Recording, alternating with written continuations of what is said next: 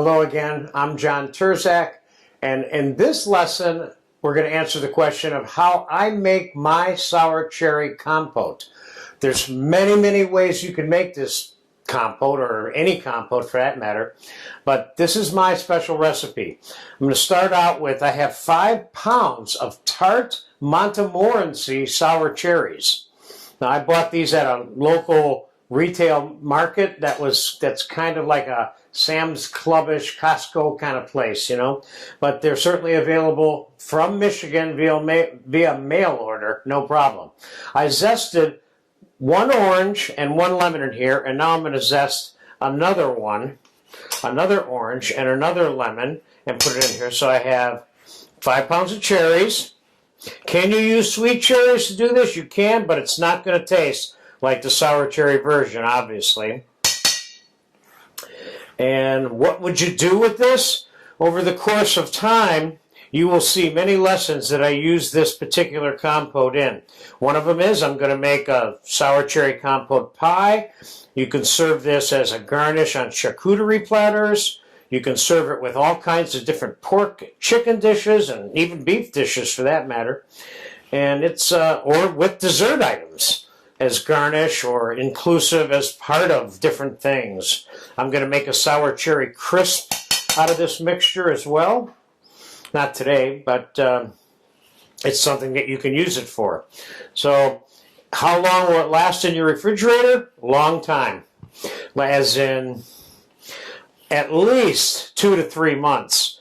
Why? Because of the syrup, the simple sugar syrup that we're going to be adding to it, coupled with brandy and Gran Marnier, which are both going into this mixture right here.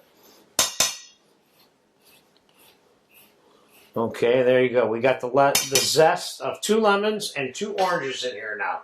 I'm going to throw 3 cinnamon sticks in here as part of the eventual marinade flavor that's going to take place. Let's get that zest moved in there just a little bit. And I'm going to add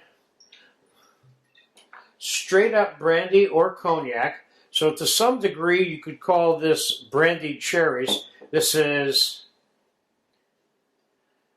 2/3 of a cup of brandy. And Gran Marnier, or any kind of good orange flavored liquor.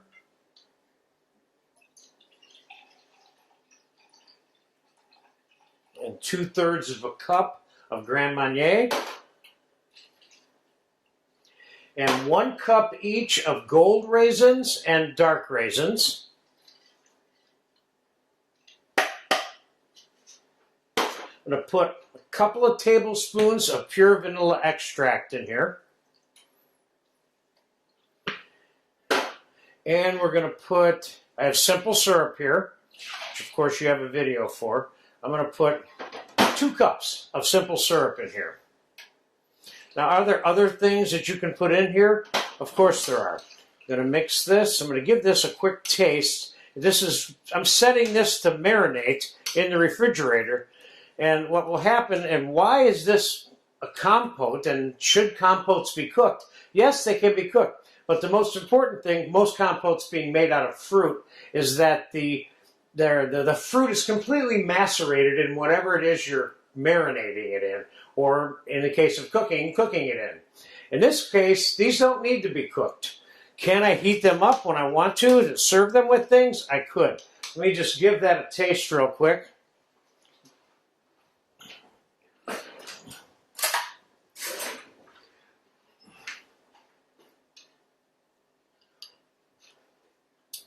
Good. It's good. I love this just the way it is. Now, I'm going to put this, well, we're going to take a little bit of it and put it on a plate so you can see what it looks like, which isn't very much right now. Remember, this is part of something else that you're making. Although, not to say you couldn't serve this straight up in the middle of a table at Thanksgiving if you wanted to, you know, as kind of a cranberry-ish type item. Let's get this.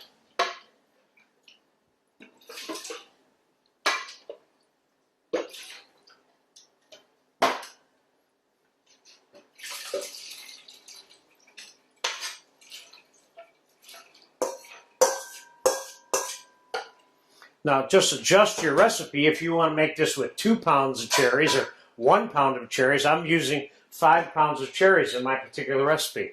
So I'm going to put this in my fridge, and I'm going to pull it out and use it for a number of different things over a period of time. But you will notice that the cherries are submerged. That was where the syrup came in. So there you have it, John's formula for sour cherry compote to be used on multiple things that I will show you in other lessons.